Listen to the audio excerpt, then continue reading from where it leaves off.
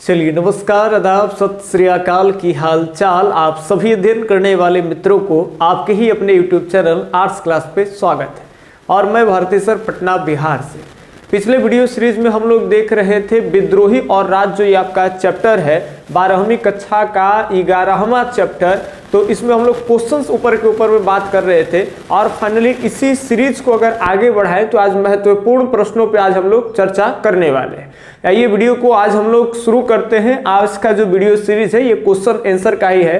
तो आज फाइनली इस 11th चैप्टर की अगर बात कर ले, जो चैप्टर आपका है विद्रोही और राज, यानी 1857 का आंदोलन और उसके व्याख्यान। तो इसके आज सभी प्रश्नों को देख लेंगे। जितना भी आपका महत्वपूर्ण 2 अंक 3 अंक का जो प्रश्न बनेगा सबको हम लोग देखते हैं। चलिए आज का प्रमुख प्रश्न, सबसे पहले प्रश्न है, ध्यान से सुनेंगे। 1857 की क्रांति के क्या परिणाम हुए हैं?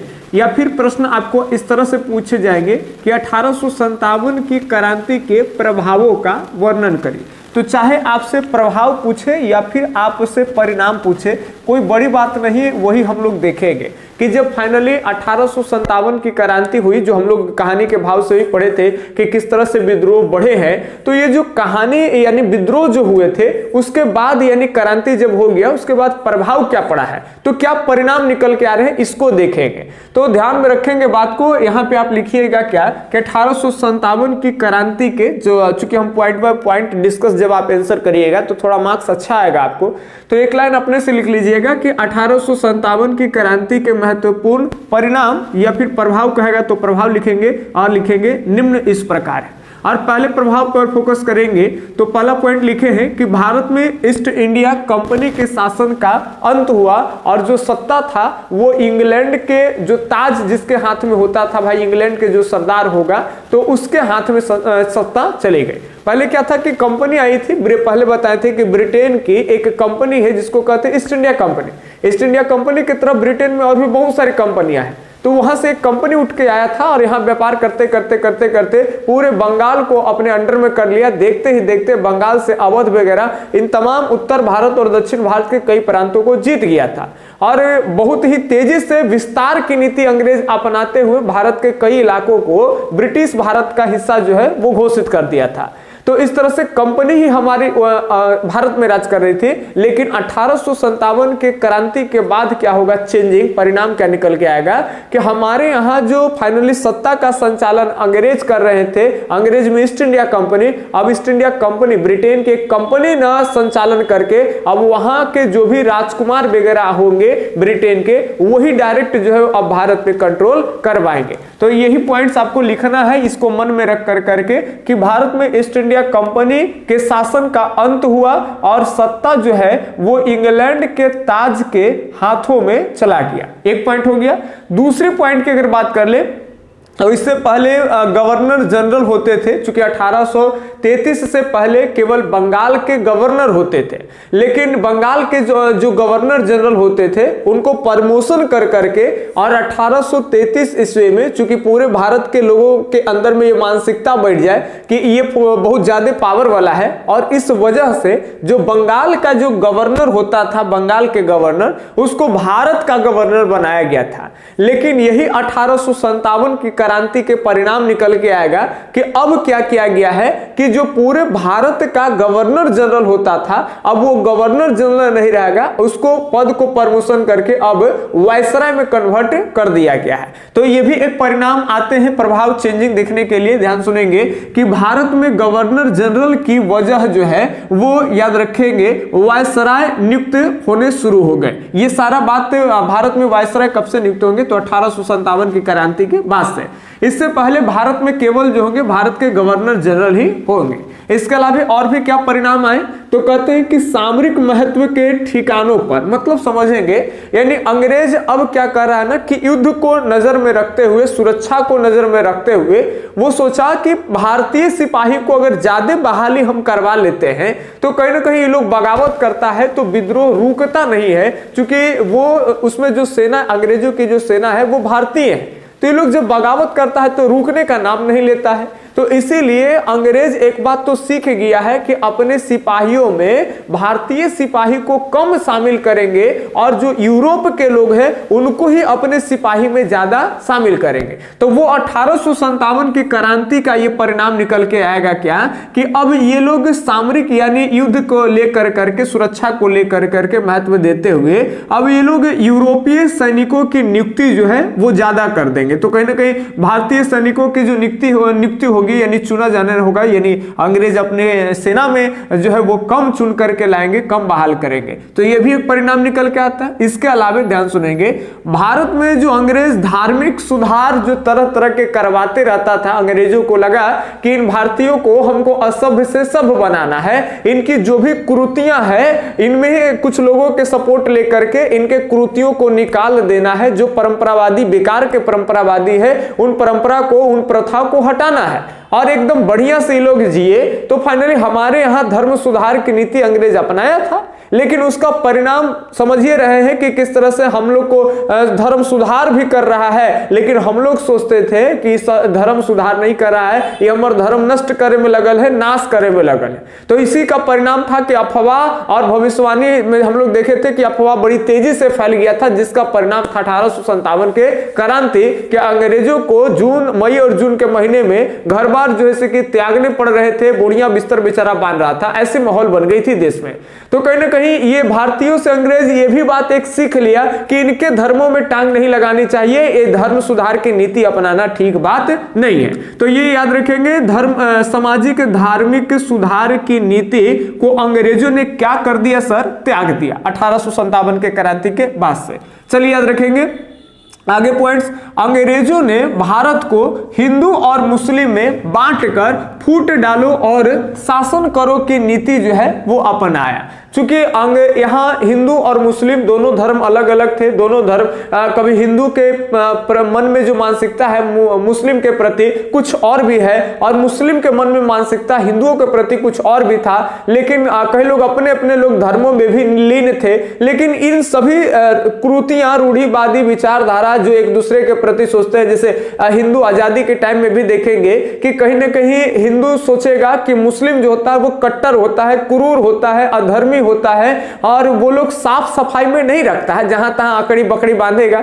तो ये कुछ विचार हिंदुओं के मन में रहेंगे और कुछ मुस्लिमों के मन में भी हिंदुओं के खिलाफ में विचार रहेंगे। तो कहीं ना कहीं इस सबसे ऊपर उठा करके अंग्रेज रखना चाहता था, लेकिन ये लोग अपने ही धर्म में मगन था और अच्छा है। तो अंग्रेज को लगा कि चलो भैया तुमको उसी में छोड़ते हैं, तुम लोग अपने धर्म में ही रहो लीन खूब बढ़िया से, और दोनों के बीच में फूट डालते रहेंगे और मिजाज में एकदम राज करते रहेंगे। अगर हम लोग सुधार करे के प्रयास में रहते हैं तो आप लोग जैसे कि पूरा हमला कर देते हैं। और यही होगा कि अब अंग्रेज एक चीज सीख लेगा कि हिंदू और मुस्लिमों में क्या करना शुरू कर देगा, तो फूट डालेगा, और जितना जैसे कि दोनों में फूट डालेगा एकदम, उतना ही अंग्रेज के राज करे में मजा आएगा। तो जब राज हो ही रहा तो फिर क्या है। और इसी में कहते हैं कि अंग्रेजों ने फूट डालो और शासन की जो नीति है वो 1857 के बाद से अपनानी शुरू कर देती है। इसके अलावा एक बात और, अंग्रेज को यह भी एक पता चल गया था कि अब क्षेत्र विस्तार कम करिए, क्योंकि ये राजा को क्या करता था कि दुर्बलता, कमजोर बता कर करके कि आपसे प्रशासन नहीं चलेगी, जिसमें हम लोग अवध में देखेंगे कि राजा को कमजोर साबित कर करके योग्य नहीं है, ये नहीं है, और उनके क्षेत्र को अपने ब्रिटिश साम्राज्य में हड़प लेना। तो कहीं ना कहीं ये कंपनी अपना हिस्सा बना ले रही थी। ये जो नीति था कंपनी का, ये प्रादेशिक विस्तार की नीति थी, और इसका भी परिणाम बड़ी गड़बड़ निकल गया था। झांसी वाला में भी वही हुआ था ना कि रानी लक्ष्मीबाई के पुत्र को कहा कि ये आपका इस तरह से राजा कोई अगर पुत्र को गोद लेता है तो ये वैध नहीं अवैध है, और अवैध बता के किसी तरह से डलहौजी हड़प नीति के तहत झांसी को हड़प लिया। तो कहीं ना कहीं झांसी की रानी लक्ष्मीबाई झांसी से विद्रोह कर दी अंग्रेजों के खिलाफ। तो ये भी एक बात सीख लेगा कि अब जो है क्षेत्र विस्तार नहीं करना है। अरे क्षेत्र कहला विस्तार करे लाभ है ना, तो अब क्षेत्र विस्तार न कर करके यानी इस क्षेत्र विस्तार की नीति को क्या कर दिया अंग्रेज, त्याग दिया। अब केवल और केवल आर्थिक शोषण की जो नीति है वो आरंभ कर दिया। यानी 1857 के क्रांति के बाद से अंग्रेज अब जो है अपने क्षेत्र को ज्यादा जीत करके कंपनी में मिलाना नहीं चाहेगा। अब केवल जितना ज्यादा से ज्यादा आर्थिक शोषण हो सके यही अंग्रेज की नीति बनी रहेगी। तो ये आपका प्रश्न था 1857 की क्रांति के परिणाम को लिखे या 1857 के क्रांति के प्रभाव को लिखे। आप लिखिएगा 1857 के क्रांति का प्रमुख प्रभाव निम्न इस प्रकार है, और पॉइंट्स को मन में रखेंगे और उसके बाद आप लिखेंगे। तो एक बार आप देख लिए, आप इसको नोट डाउन कर लीजिएगा बाद में, और फिर अपने से एक बार लिखने का क्वेश्चन लिखेंगे कॉपी पे, उसका आंसर लिखने का प्रयास आप अपने से करेंगे। एक दो बार करेंगे तो आपके अंदर में एग्जाम के लिए कॉन्फिडेंस जो है वो बढ़ जाएंगे। आगे के प्रश्न के देखेंगे, ये भी आपका महत्वपूर्ण प्रश्न है। इसको कहते हैं रानी लक्ष्मीबाई कौन थी। आपको प्रश्न ऐसे पूछे जाएंगे कि रानी लक्ष्मीबाई कौन थी, या फिर पूछेंगे आपसे कि रानी लक्ष्मीबाई का जीवन वृत्तांत लिखे। ध्यान सुनेंगे, यानी जीवन वृत्तांत को आपको लिखना है रानी लक्ष्मीबाई को। सबसे पहले ध्यान से सुनेंगे, पिछले वीडियो सीरीज में रानी लक्ष्मीबाई से संबंधित छोटी छोटी बातों को चर्चा कर लिए थे कि इनका जन्म एक ब्राह्मण परिवार में 1828 में काशी में होता है। अगर काशी ऑप्शन में ना रहे तो बनारस, हम लोग वो सारा चीज देख लिए थे। पिछला वीडियो सीरीज जो लोग नए आए हैं वो लोग देख लेंगे, वहां भी महत्वपूर्ण क्वेश्चन करा चुके हैं। अब यहां समझना है आपको रानी लक्ष्मीबाई कौन थी या फिर इनका जीवन परिचय, वही बात आती है सामने। तो कहेंगे कि रानी लक्ष्मीबाई का जो जन्म था वो 1828 ईस्वी में वो काशी में हुआ था। काशी कहां पड़ता है, तो वाराणसी में। आप ब्रैकेट में लिख दीजिएगा कि वाराणसी में हुआ था, ठीक है। इनका विवाह जो है वो मराठा राज्य झांसी के गंगाधर राव नेकलर के साथ हुआ था। हम लोग देखे थे कि इनके साथ जब विवाह हुआ था तो मात्र रानी लक्ष्मीबाई का उम्र 14 वर्ष ही था, और विवाह हुआ था कहां पे, तो गणेश मंदिर में विवाह हुआ था। कहां, गणेश मंदिर में। चलिए ध्यान रखेंगे, उन्होंने अपनी संतान न होने पर एक बच्चे दत्तक पुत्र को गोद भी ली थी। हालांकि संतान हुआ था लेकिन कुछ ही दिनों बाद वो गुजर जाता है। गुजरने के बाद ये महाराज ये फैसला करते हैं कि हम लोग जो है वो एक पुत्र को गोद लेंगे, चूंकि हम लोग को जब राज्य बचाना होगा तो पुत्र को गोद लेना पड़ेगा। तो वही कहते हैं कि एक दत्तक पुत्र को, दत्तक पुत्र का मतलब होता है भतीजा यानी भाई का लड़का, उसी को कहेंगे दत्तक पुत्र।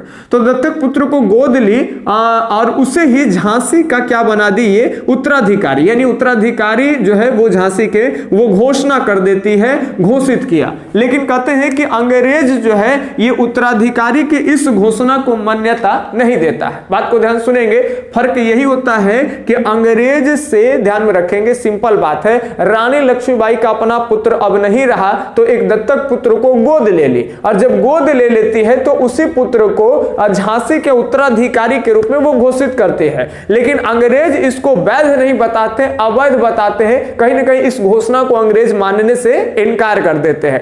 तब लेकिन अंग्रेजों ने उत्तराधिकारी घोषणा की मान्यता नहीं दिया, और इसी कारण वह अंग्रेजों से क्या करेगी, लोहा लेगी, और इसी तरह से अंग्रेजों से लोहा लेते हुए कालपी को जीतेगी।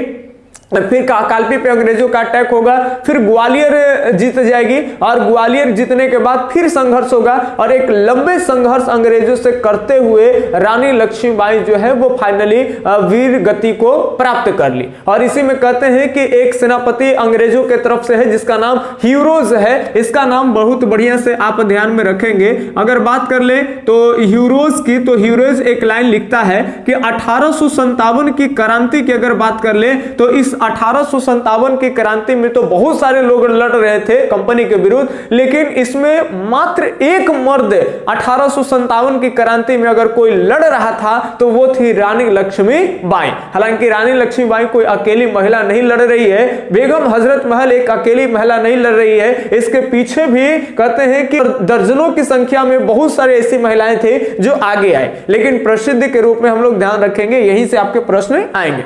तो याद रखेंगे हीरोज का ही एक कहना था, किसको लेकर करके, रानी लक्ष्मीबाई को लेकर करके, कि 1857 की क्रांति में एक मात्र अगर कोई मर्द लड़ रहा था तो वो कौन थी, रानी लक्ष्मीबाई। ये याद रखेंगे। तो आप इधर के आगे के लाइन पूरा कैसे करेंगे कि इसी कारण रानी लक्ष्मीबाई ने अंग्रेजों से लोहा ली और वीर गति को प्राप्त कर ली। इतिहास के पन्नों में रानी लक्ष्मीबाई को स्वर्ण अक्षरों से आप लिख सकते हैं कि स्वर्ण अक्षर से नवाजा गया है। उसके बारे में आपके अंदर जितना भी शब्द हो आप उनमें दे सकते हैं। ठीक है। चलिए, तो ये आपका हो गया रानी लक्ष्मीबाई। अगर प्रश्न ऐसे आते हैं तो आप इनके ऊपर में इतनी बातें ध्यान में रख करके आराम से अपने शब्दों में उत्तर दे दीजिएगा। जरूरी नहीं कि जो हम बोर्ड पे लिखते हैं वही लिखना है, आप अपने मन से कि रानी, आप ये भी डायरेक्ट लिख सकते हैं। जैसे पूछा कि रानी लक्ष्मीबाई कौन थी, तो आप ये भी लिख सकते हैं कि रानी लक्ष्मीबाई झांसी की रानी थी, ठीक है। और किस तरह से इनका जन्म हुआ था, काशी में इनको बचपन का नाम मणिकर्णिका था और विवाह के बाद इनका नाम लक्ष्मीबाई हो गया। इनके बारे में 10 पॉइंट रख के अपने मन से लिख देना है। चलिए हम लोग बढ़ते हैं अगले क्वेश्चंस की ओर, तब तक इसको मिटाते हैं। चलिए, मुगल बादशाह का 1857 के विद्रोह में क्या योगदान था? तो मुगल बादशाह की बात कर ले तो भारत के मुगल सम्राट है जिनका नाम है बहादुर शाह जफर द्वितीय। और इस टाइम में अगर कंपनी की तरफ से अगर प्रमुख नेतृत्वकर्ता के रूप में अगर बात कर ले, यानी कंपनी का जो गवर्नर जनरल होता था, तो वो गवर्नर जनरल का नाम है लॉर्ड कैनिंग। ये पूछे जाते हैं कि 1857 के क्रांति के समय भारत का गवर्नर जनरल कौन था, तो लॉर्ड कैनिंग। और अभी हम लोग पिछले क्वेश्चन में ही देख रहे थे कि 1857 के बाद ये जो भारत का गवर्नर जनरल होंगे, ये पूरे याद रखेंगे, ये अब गवर्नर जनरल नहीं कहलाएंगे, ये वायसराय कहलाएंगे। तो ये याद रखेंगे। तो 1857 में अगर कोई गवर्नर जनरल है, इसका मतलब है कि वो याद रखना है भारत का अंतिम गवर्नर जनरल है। तो भारत का अंतिम गवर्नर जनरल कहे तो लॉर्ड कैनिंग होंगे। और 1857 के क्रांति या विद्रोह के समय जो गवर्नर जनरल है वो लॉर्ड कैनिंग है। अब भारत में मुगल बादशाह को देखेंगे तो बहादुर शाह जफर द्वितीय है। अब आइए इनके बारे में हम लोग लिखते हैं। अब देखेंगे, सबसे पहले हम लिखे हैं 1857 के विद्रोह में मुगल बादशाह बहादुर शाह जफर का याद रखेंगे महत्वपूर्ण योगदान था, ठीक है। इसके आगे की लाइन देखेंगे, यह विद्रोह उन्हीं के नेतृत्व में लड़ा गया था। 1857 की क्रांति में हम लोग देखे थे कि सिपाही चाहते थे कि बहादुर शाह जफर के नाम पर इस विद्रोह को शुरू किया जाए, ताकि पूरे भारत में ये विद्रोह जो है वो जोर शोर से चलेगी। और इसीलिए बहादुर शाह जफर का साथ भी लोग मांगे थे और ये दिए भी थे। थोड़ा सा गाना वाला आ जाता है।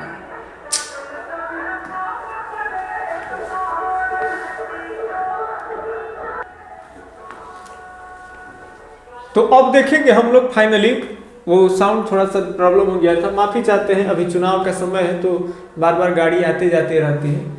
अब यहाँ ध्यान रखेंगे तो ये कहते हैं कि बहादुर शाह जफर के नाम पर ही चुनाव याद आ रहा है। अब विद्रोह लड़ा जा रहा था, यानी इस तरह से कह सकते हैं कि बहादुर शाह जफर जो है उनका 1857 के विद्रोह या क्रांति में महत्वपूर्ण योगदान है। कहेंगे कि भले ही वे कमजोर और वृद्ध थे, चूंकि इनके बारे में बताए थे कि बहादुर शाह जफर की उम्र लगभग 80 वर्ष हो गए थे और अंग्रेजों की बस पेंशनर थे। इनके बहुत ज्यादा कोई सैन्य शक्ति ताकत वगैरह नहीं थे और ये खुद कमजोर के साथ ये बुजुर्ग भी हो गए थे, वृद्ध हो गए थे, ठीक है। चूंकि वृद्ध लिखना जरूरी है, ज्यादा कुछ इनका प्रभाव नहीं दिखा। हालांकि इन्हीं के उम्र के समान अगर बात कर ले तो बाबू वीर कुंवर सिंह है, लेकिन कहीं ना कहीं इनसे ज्यादा जो है वो बहादुरी से लड़ेंगे बाबू वीर कुंवर सिंह। और बाबू वीर कुंवर सिंह की बात कर ले तो वो आरस से निकल करके आजमगढ़ को भी अंग्रेजों से छीन लेते हैं, बनारस के क्षेत्रों को वो छीन लेते हैं। उनका भी उम्र 80 वर्ष था। ऐसे ही इतिहास में उनकी बातें चलते हैं कि 80 वर्षों की उम्र में जागा जोश पुराना था, सब कहते हैं कुंवर सिंह भी बड़ा वीर मर्दाना था। तो उनकी लाइनें बहुत बड़ी बड़ी है भाई। अब हम लोग यहाँ देखते हैं तो ये ध्यान में रखेंगे हम लोग कि कमजोर और वृद्ध थे, अब फिर भी उन्होंने विद्रोहियों का नेतृत्व संभाला। कहीं अगर आंसर को समझने में दिक्कत होगा तो आप कमेंट बॉक्स में करिएगा। चलिए ध्यान से सुनेंगे।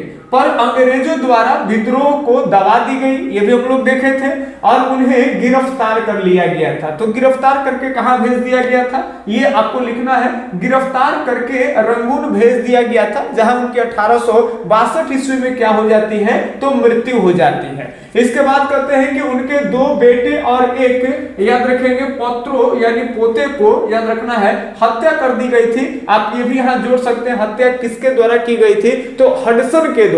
चूंकि दिल्ली में हडसन और निकलसन जो है वो कंपनी का 2 आदमी है, वो विद्रोह को दमनकारी नीति जो है वो चला रहा था वहां, और उसमें निकलसन बेचारा मारा जाता है, हडसन बचता है, और हडसन और आग बबूला होकर के बहादुर शाह जफर के 2 बेटे और एक पुत्र को वही हुमायूं के जो मकबरा होता है वही पे गोली मार देता है।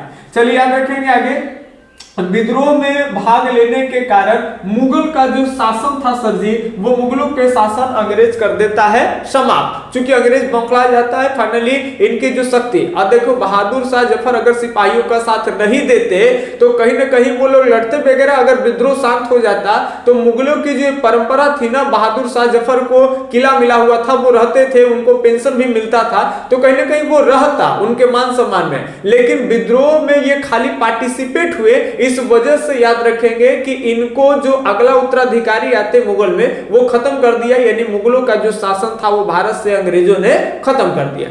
चलिए इतना आप बात को समझ जाइएगा अपने हिसाब से, फिर उसको लिखने का प्रयास करेंगे। अच्छा एक बात और हम आपसे कहना चाहते हैं, क्योंकि अब तक हम इतिहास जो है वो अपने हिसाब से आपको पढ़ाते आ रहे हैं, जितना भी हमें हो सकता है कि एनसीईआरटी की चीजों को पढ़ना और निष्पक्ष भाव से पढ़ाना, लेकिन कहीं ना कहीं ये बातें आ जाती हैं कि थोड़ा सा आप अपने हिसाब से तो नहीं ना पढ़ा दे रहे हैं। तो हम आपसे पूछते हैं कि जो चीजें जैसे आपको पढ़ाई जाती है कि हिंदू धर्मों में किस तरह से अंग्रेजों जो है हमारे धर्म सुधार नीति अपना करके हमारे धर्मों में सुधार कर रहा है, और हम इस तरह से पढ़ा रहे हैं जैसे हम अंग्रेजों के पक्ष ले रहे हैं और भारतीयों के पक्ष ही ना ले रहे हैं, जबकि हम भारतीय हैं। तो अगर आपको ऐसा लगता है तो आप कमेंट में करिए कि क्या अंग्रेज जो है अगर छोड़ देगा, अंग्रेज ऐसे नीति नहीं अपनाता। हम लोग की जो परंपरा थी कि 8 साल 9 साल के लड़के के लड़कियां को ब्याह कर देना और उसको पढ़ने का अधिकार नहीं देना, महिलाओं को पढ़ने का अधिकार नहीं देना, क्या हद तक ठीक था? इसमें आपकी क्या राय है? क्या इसमें अंग्रेज सही था